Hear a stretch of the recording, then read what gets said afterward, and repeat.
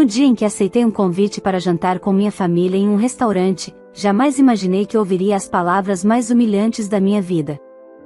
Na frente de todos, meus próprios pais disseram que eu era uma perdedora, que só servia para ser faxineira, relembrando o emprego que tive quando saí de casa aos 17 anos.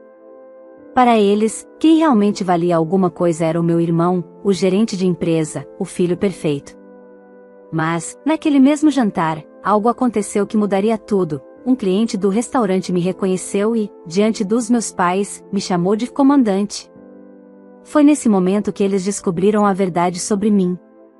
Olá, seja bem-vindo ao canal Histórias Surpreendentes. Curta e se inscreva nesse canal, aproveite e ative as notificações.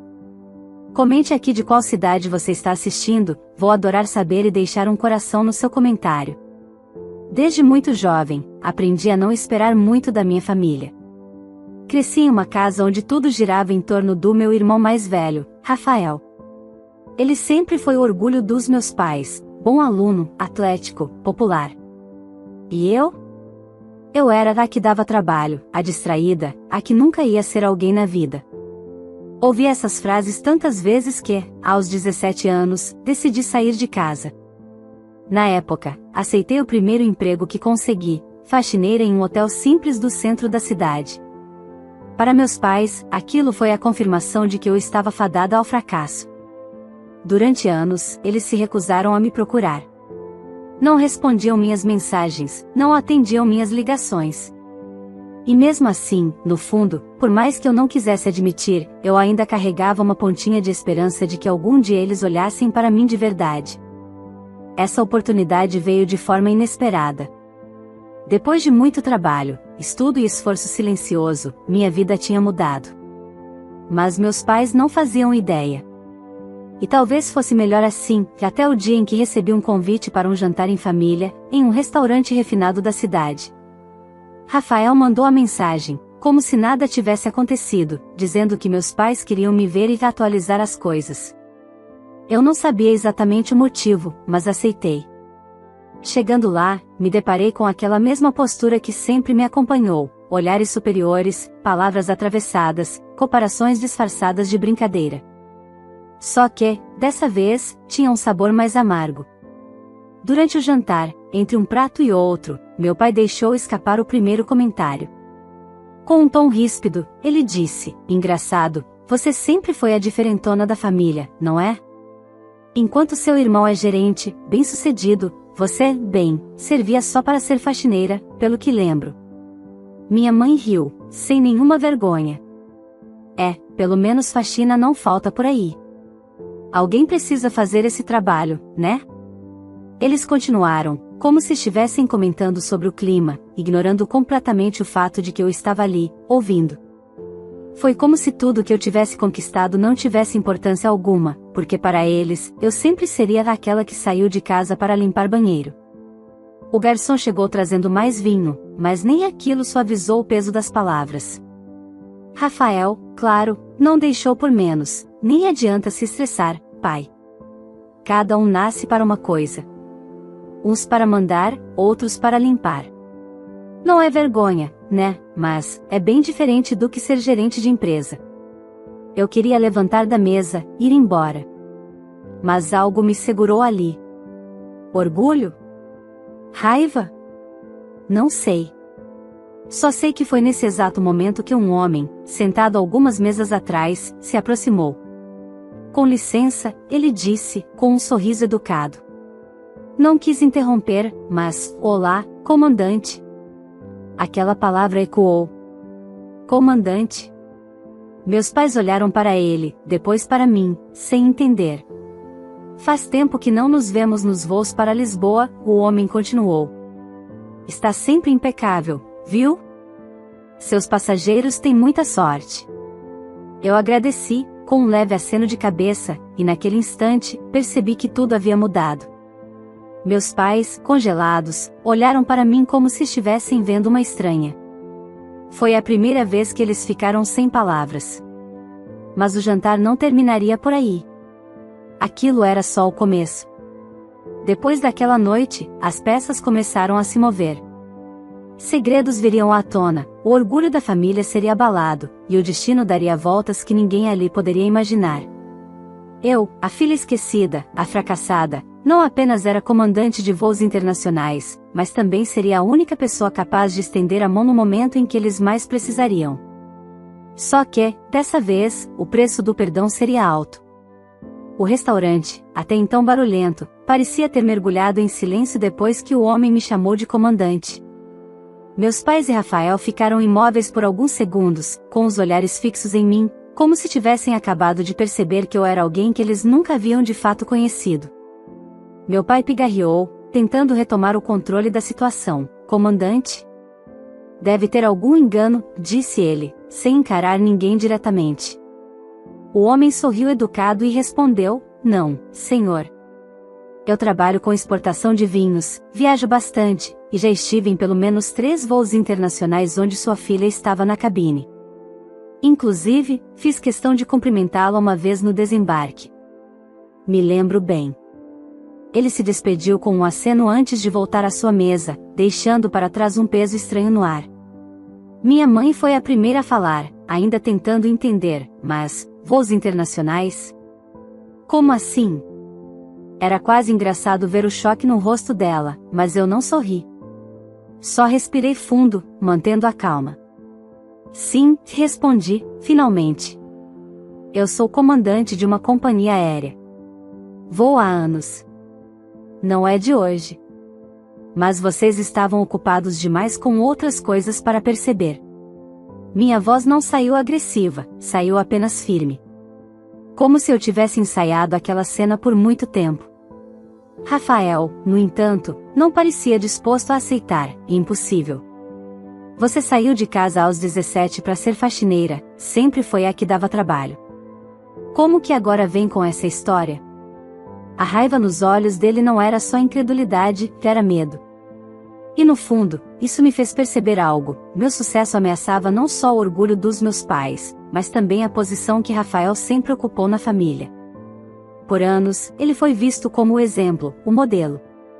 E agora havia alguém que os próprios pais nunca consideraram capaz de nada, sendo reconhecida em público. Eu saí de casa, sim, continuei. Mas enquanto vocês fingiam que eu não existia, eu estudava, trabalhava, me esforçava. Comecei limpando banheiros de avião, é verdade. Mas entre limpar e aprender, eu escolhi aprender. Minha mãe, que até então estava calada, balançou a cabeça, quase como se quisesse se convencer de que aquilo tudo era mentira, mas, comandante de avião não é coisa pra gente como a gente. Você não tinha dinheiro, não tinha nada. Vocês não me deram nada, falei, olhando nos olhos dela. Mas eu construí. Sozinha. O silêncio voltou à mesa. Só o som de talheres de outras mesas e a música ambiente preenchiam o ambiente. E por um instante, eu me perguntei por que ainda estava ali. Por que eu tinha aceitado aquele jantar? A resposta veio logo em seguida, quando meu pai soltou, ainda em tom de desprezo: mesmo assim, piloto de avião, isso não quer dizer muita coisa. É só um trabalho, no fim das contas. Você continua sendo quem sempre foi. A dor que eu deveria ter sentido já não existia mais. Eu olhei para ele com a serenidade de quem já entendeu há muito tempo que algumas pessoas nunca vão mudar. Mas naquela noite, diferente de todas as outras vezes, eu não iria embora carregando mais uma ferida. Eu escolheria quando e como sair daquela mesa. Então, resolvi perguntar, com um sorriso discreto: e por que esse jantar agora? Depois de anos sem notícias, por que me chamar de repente? Rafael desviou os olhos, mas meu pai foi direto: seu irmão teve algumas dificuldades no trabalho. A empresa está passando por cortes, e talvez ele precise de alguma ajuda. E a sua mãe achou que seria uma boa hora de juntar a família. Eu segurei a risada que quase escapou. Era irônico. Durante anos, eu fui invisível para eles. Agora, quando Rafael enfrentava problemas, lembraram que eu existia. Então foi por isso, concluí. Vocês não me chamaram para saber como eu estava. Foi para pedir ajuda. Rafael retrucou, defensivo: não é assim também. Mas, já que agora descobrimos que você tá bem de vida, não custa tentar, né? A frase me atravessou como um golpe inesperado. Mas eu mantive o controle. Levantei devagar, peguei minha bolsa e olhei para os três. Vocês realmente não mudaram nada.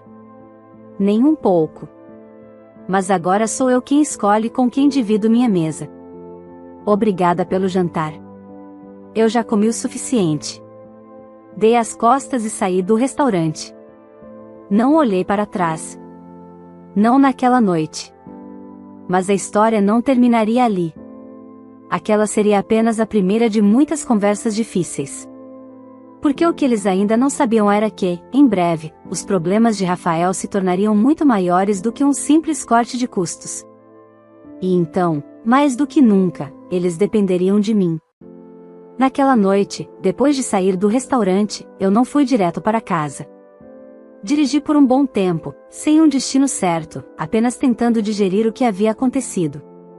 Mesmo depois de tanto tempo longe deles, mesmo sabendo o quanto haviam me desprezado no passado, parte de mim ainda se incomodava em ser tratada como se tudo que eu havia conquistado não tivesse valor.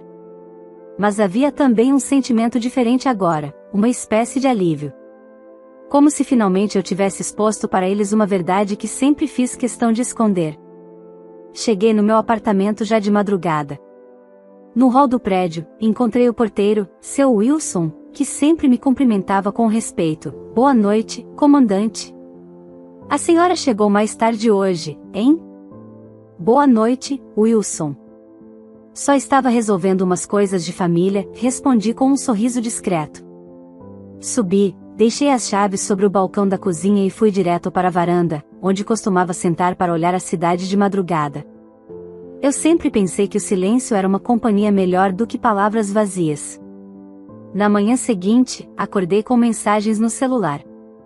Primeiro, uma do Rafael: podemos conversar? Ignorei. Depois, uma da minha mãe, dizendo que meu pai queria falar comigo com calma. Não respondi. Mas o telefone tocou.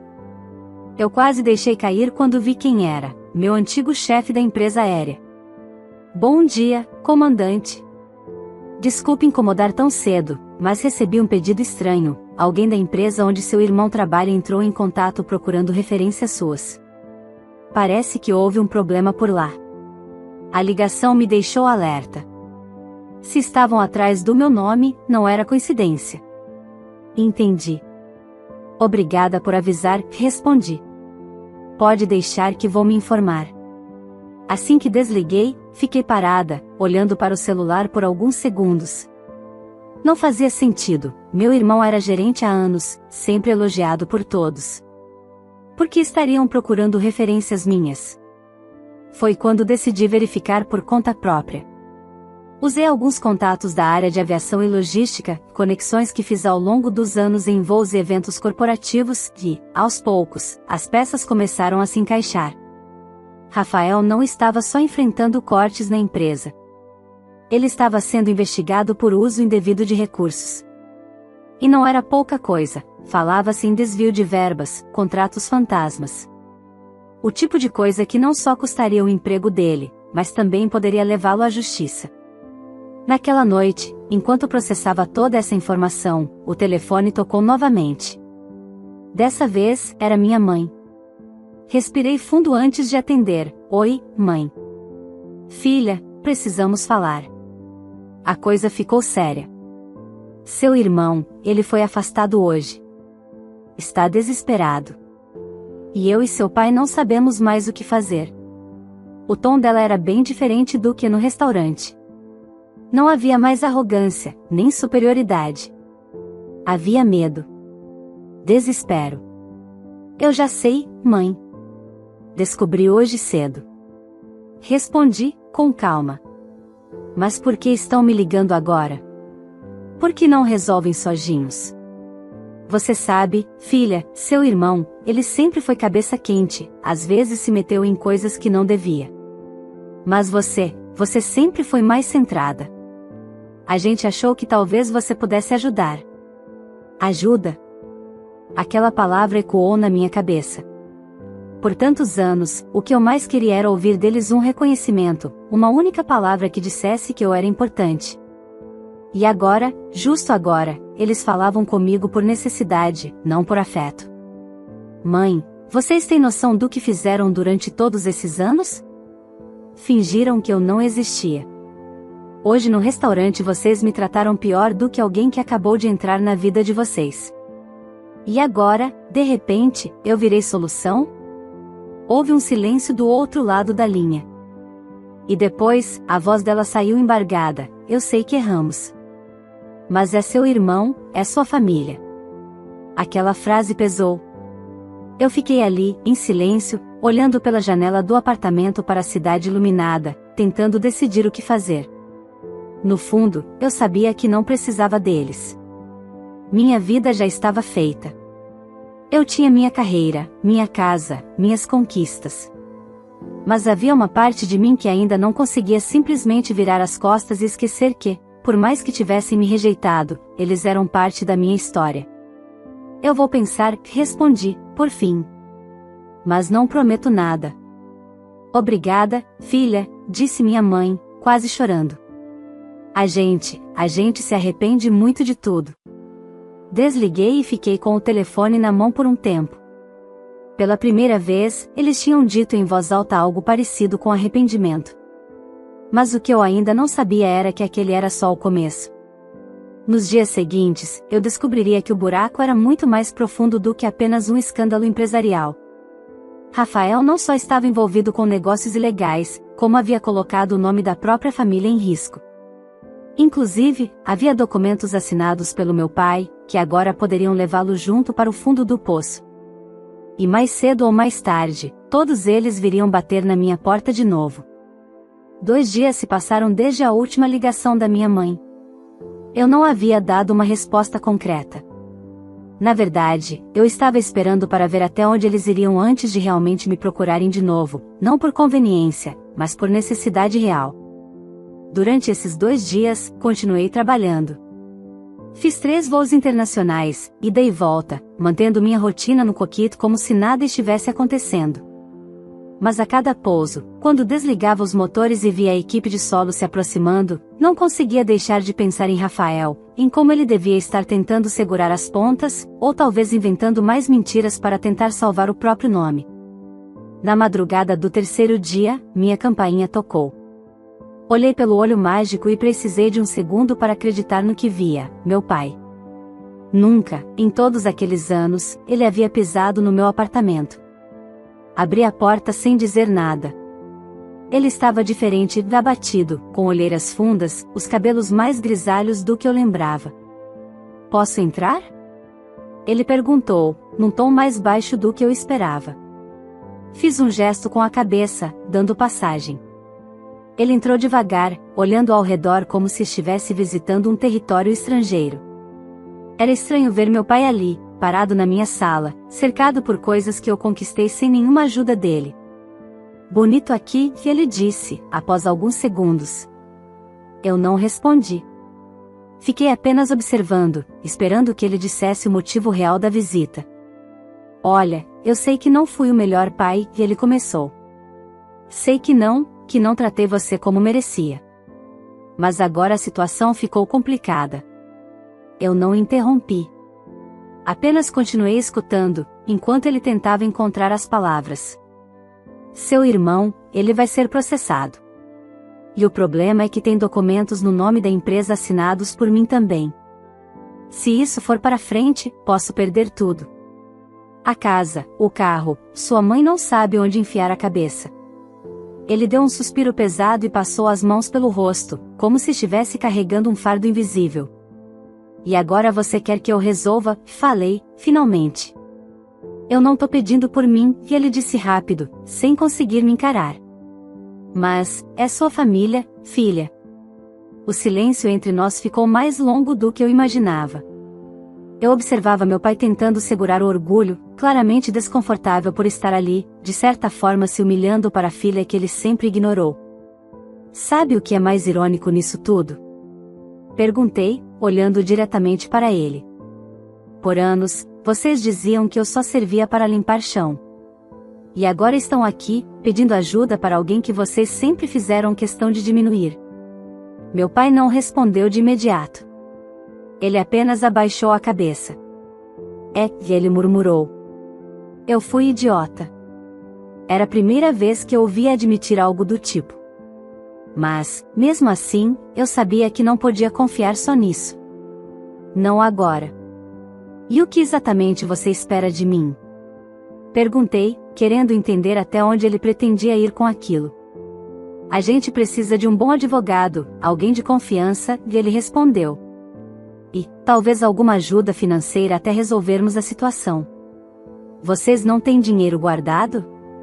Perguntei, já sabendo a resposta. Não do jeito que seria necessário, ele disse, quase envergonhado. Fiquei alguns segundos parada, avaliando o que fazer. Era fácil dizer não e fechar a porta. Mas, de novo, alguma coisa dentro de mim, talvez orgulho, talvez humanidade, não conseguia agir com indiferença completa. Eu não vou transferir dinheiro para ninguém, falei, firme. Mas conheço pessoas. Advogados sérios. Vou indicar um para vocês. E se depois disso ainda precisarem de ajuda, a gente conversa. Meu pai soltou um suspiro longo, talvez de alívio, talvez de cansaço. Obrigado, filha. De verdade. Ele se levantou, já pronto para ir embora, mas antes de sair, se virou para mim de novo. Você construiu tudo isso sozinha, não foi? Sozinha, confirmei. Meu pai balançou a cabeça e disse, baixinho, quase num tom de lamento, eu devia ter visto. Quando ele se foi, fechei a porta com um misto de sentimentos. Não era perdão, não ainda. Mas havia algo em saber que, mesmo que tarde, eles estavam começando a enxergar quem eu realmente era. Na manhã seguinte, antes mesmo do café, recebi uma mensagem de Rafael. Era a primeira vez que ele me mandava algo além de ironias ou frases arrogantes. Preciso falar com você. Por favor. Eu deixei o celular de lado e fui até a varanda. O sol estava nascendo, dourando os prédios da cidade. Eu sabia que, cedo ou tarde, essa conversa com Rafael teria que acontecer. Mas eu também sabia que, antes de estender a mão de verdade, ainda havia coisas que ele precisava ouvir e que eu precisava dizer. No mesmo dia em que recebi a mensagem de Rafael, não respondi de imediato. Saí para correr pela manhã, algo que sempre me ajudou a organizar as ideias. Enquanto as ruas ainda estavam vazias, eu pensava em tudo o que havia passado nos últimos anos, da menina invisível aos olhos da família à comandante de uma companhia aérea internacional. Mas o que me surpreendia mais não era isso. Era perceber que, mesmo tendo deixado tanta coisa para trás, aquela sensação de querer um reconhecimento verdadeiro ainda insistia em aparecer. De volta ao apartamento, tomei banho, preparei um café e, só então, peguei o celular para responder. Podemos conversar hoje às 19 horas, aqui no meu apartamento. Mas só se for para falar de verdade, sem mentiras. A resposta de Rafael veio em menos de 5 minutos. Estarei aí. Quando ele chegou, já passava das 7. Veio sozinho, vestido diferente do habitual, sem terno, sem postura de gerente. Pela primeira vez em anos, ele parecia só, cansado. Oi, ele disse, meio sem graça, assim que eu abri a porta. Entra, respondi, sem muita cerimônia. Ele olhou em volta, claramente desconfortável, como se estivesse pisando em território desconhecido, exatamente como nosso pai alguns dias antes. Nos sentamos na sala, cada um de um lado. Rafael foi o primeiro a falar, eu não esperava que fosse chegar nesse ponto. Fiquei em silêncio, esperando que ele continuasse. E continuou, a empresa já estava mal fazia meses. Eu tentei segurar as coisas, mas quando me dei conta, já estava envolvido com gente que, gente com quem eu não deveria ter me metido. Dinheiro? Perguntei, mesmo sabendo a resposta. E não só isso. Teve contratos falsos, notas frias. Eu aceitei muita coisa para tentar manter minha posição, para não parecer um fracassado na frente do pai. A sinceridade dele, apesar de tardia, me pegou de surpresa. Eu jamais imaginaria ouvir aquilo saindo da boca de Rafael. E você não pensou que cedo ou tarde tudo isso viria à tona? Questionei. Eu só queria manter o que eu tinha, e ele respondeu, abaixando os olhos. E agora estou prestes a perder tudo. A polícia já foi atrás da empresa. Se investigarem mais fundo, podem até confiscar bens. Permaneci em silêncio por alguns segundos, observando meu irmão. Pela primeira vez, ele não parecia mais o intocável da família. Era apenas um homem perdido, afundando em escolhas ruins. E onde eu entro nisso? Perguntei, de forma direta. Rafael respirou fundo antes de responder. Eu sei que você tem dinheiro. E mais do que isso, sei que tem contatos. Advogados, gente que pode ajudar a resolver ou pelo menos amenizar as coisas. Eu vim pedir sua ajuda. Era estranho ouvir aquilo vindo justamente dele. Rafael, que sempre me tratou como alguém menor, agora estava sentado na minha sala pedindo por socorro. Você tem noção do quanto isso é irônico? Falei, olhando para ele. Por anos, você se achou melhor do que eu. No restaurante, há poucos dias, ainda teve coragem de me humilhar. E agora está aqui, esperando que eu resolva sua vida. Rafael não respondeu de imediato. Ele apenas balançou a cabeça, como quem reconhece uma verdade dolorosa. Eu sei que não tenho o direito de pedir nada, e ele disse, a voz falhando um pouco. Mas mesmo assim, tô pedindo. O silêncio que se seguiu foi pesado. Eu me levantei e fui até a varanda, ficando de costas para ele por alguns instantes. Observei as luzes da cidade se acendendo, os carros passando lá embaixo. Quando voltei para a sala, decidi falar algo que guardei por muito tempo. Você sempre foi o preferido. Desde que éramos crianças. Se eu tirasse uma nota boa, ninguém ligava. Se eu fizesse algo certo, era obrigação. Mas se você errava, vinham desculpas prontas para te proteger. Eu saí de casa porque não queria mais viver à sombra disso. Rafael abaixou a cabeça novamente. Eu sei. E, para ser sincero, sempre soube. Mas fui covarde demais para admitir. Essas palavras ecoaram dentro de mim de um jeito inesperado. Talvez fosse o momento exato em que velhas feridas começavam a cicatrizar, mesmo que lentamente. Eu vou pensar, disse, por fim. Não por você. Mas porque, por mais que me doa, vocês ainda são minha família.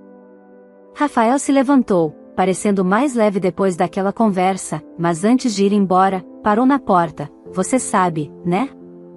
Sempre foi melhor do que eu. Só demorou pra gente enxergar isso. Ele saiu, e dessa vez, ao fechar a porta, eu não senti raiva. Só uma estranha paz. Ainda havia muito a resolver, mas uma parte do peso já tinha ficado para trás. No dia seguinte, eu receberia uma ligação que mudaria tudo de vez. A situação da empresa de Rafael havia se agravado. Os bens da família estavam prestes a ser bloqueados.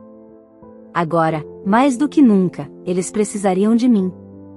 E, finalmente, seria a minha hora de decidir até onde estaria disposta a ajudar. Na manhã seguinte à conversa com Rafael, eu acordei com dezenas de chamadas não atendidas. Meu celular vibrava sem parar. A situação, definitivamente, havia saído do controle. Quando atendi, eram dos advogados que eu havia indicado dias antes para minha mãe. Comandante, bom dia. Preciso falar com urgência. Os bens da família foram oficialmente bloqueados hoje de manhã por ordem judicial. Se sua família não apresentar garantias ou negociar diretamente com a justiça, seu pai e seu irmão podem responder criminalmente ainda esta semana. Foi ouvindo essa frase que entendi. O jogo tinha virado completamente. Poucas horas depois, já vestida com meu uniforme de comandante, um voo estava programado para dali a algumas horas, fui até o prédio onde meus pais moravam. Era um condomínio de classe média, nada tão luxuoso quanto eu imaginava que estariam vivendo, mas ainda assim bem diferente do lugar onde cresci. Quando entrei, a cena foi quase cinematográfica. Meu pai sentado no sofá com a cabeça baixa, minha mãe chorando baixinho e Rafael de pé, andando de um lado para o outro, visivelmente descontrolado. Assim que me viram, os três se levantaram ao mesmo tempo. Filha, minha mãe disse, com a voz embargada. Não me chamem assim agora, lhe interrompi, sem levantar a voz, mas com firmeza. Vamos direto ao ponto. Rafael foi quem falou, a situação está insustentável. Se não conseguirmos resolver isso hoje, vão levar o apartamento, o carro. Vão confiscar tudo. Meu pai, num tom mais baixo, completou, e eu posso ir preso. Eu os olhei por longos segundos. De todas as coisas que imaginei ver naquela casa, nunca pensei que um dia seria eu quem tivesse o poder de decidir o destino deles. Durante anos comecei, olhando para cada um, vocês me fizeram acreditar que eu não era nada. Que meu destino era ser faxineira, que eu não tinha valor. Quando me viam na rua, desviavam o olhar. E agora estão aqui, precisando de mim. Minha mãe chorava sem dizer palavra alguma. Rafael apenas respirava fundo, sem ter coragem de encarar. Eu poderia simplesmente dizer não, e continuei. E ir embora como vocês fizeram comigo tantas vezes. Mas eu não sou como vocês. Eu não carrego mágoa suficiente para deixar vocês afundarem. Houve um silêncio pesado. Meu pai, dessa vez, foi quem teve coragem de falar, eu errei. Nós erramos. Você sempre foi melhor do que a gente teve coragem de admitir. Me perdoa. Aquelas palavras, finalmente ditas, não apagavam tudo o que foi feito. Mas tinham um peso real agora. Eu não estou aqui por vocês, lhe expliquei. Estou aqui por mim. Porque eu não preciso mais provar nada para ninguém. Eu já venci. E agora sou eu quem decide quem merece ou não minha ajuda. Rafael, ainda olhando para o chão, disse baixo, a gente se arrepende. De tudo. Respirei fundo, pegando da bolsa um envelope com o contato de um advogado conhecido, especializado em crises como aquela. Aqui tem o nome e telefone do advogado. Ele vai cuidar de renegociar as dívidas e tentar liberar os bens antes de qualquer processo mais sério. Eu já deixei adiantado com ele o pagamento da primeira parte dos honorários. Mas a partir daqui, é com vocês. Minha mãe segurou o envelope com as mãos tremendo. Você não vai ficar para jantar? Ela perguntou, quase no sussurro. Sorri de leve, com um cansaço antigo se desfazendo dentro de mim. Não. Agora quem tem voo marcado sou eu. Eles não insistiram. Apenas ficaram me olhando em silêncio enquanto eu me virava para sair. Quando cheguei à porta, me virei uma última vez, uma coisa vocês precisam entender, perdão não é esquecimento. Eu posso ajudar agora, mas isso não apaga o que passou. Se algum dia quiserem tentar de verdade construir algo comigo, que seja por quem eu sou, não pelo que posso oferecer. Saí e fechei a porta atrás de mim. Não houve gritos, nem pedidos desesperados, apenas aquele silêncio de quem sabe que as coisas nunca mais seriam como antes. No aeroporto, quando já estava pronta para o embarque do meu voo, parei diante de um grande painel de vidro e observei as aeronaves taxiando na pista. Naquele momento, pela primeira vez, senti uma paz real. Minha história com minha família não era sobre vingança. Não era sobre fazer eles se curvarem. Era sobre eu ter chegado onde cheguei por meus próprios méritos, mesmo quando ninguém acreditava. Quando anunciaram o embarque, peguei minha mala de mão, ajeitei o chapéu de comandante e caminhei até a aeronave. Lá, a tripulação já me aguardava com um sorriso respeitoso. Bom dia, comandante. Pronta para mais um voo? Sorri de volta. Sempre. E foi assim que a filha esquecida, a faxineira, a fracassada, deixou para trás as últimas amarras do passado, assumindo o lugar que sempre foi seu por mérito e coragem. Se essa história tocou seu coração de alguma forma, eu peço que você curta o vídeo, se inscreva no canal e compartilhe com alguém da sua família ou com amigos que também precisam ouvir uma mensagem assim. Agora me conta aqui nos comentários, se você estivesse no lugar dessa filha, teria ajudado sua família depois de tudo que eles fizeram? Ou teria virado as costas? Quero muito saber a sua opinião. E aproveita para dizer de qual cidade você está assistindo esse vídeo, assim eu posso passar nos comentários e deixar um coração para você.